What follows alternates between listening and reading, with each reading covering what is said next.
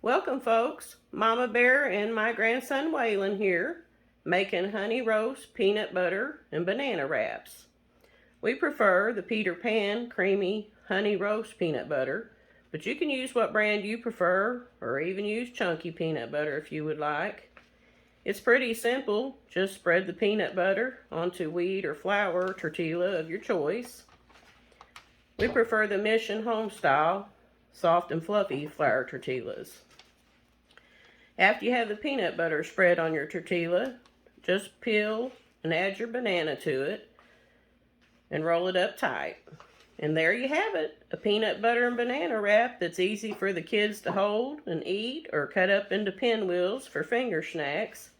You can also sprinkle cinnamon sugar on top of the pinwheels if you desire. Thanks for watching. God bless, and subscribe to our YouTube channel.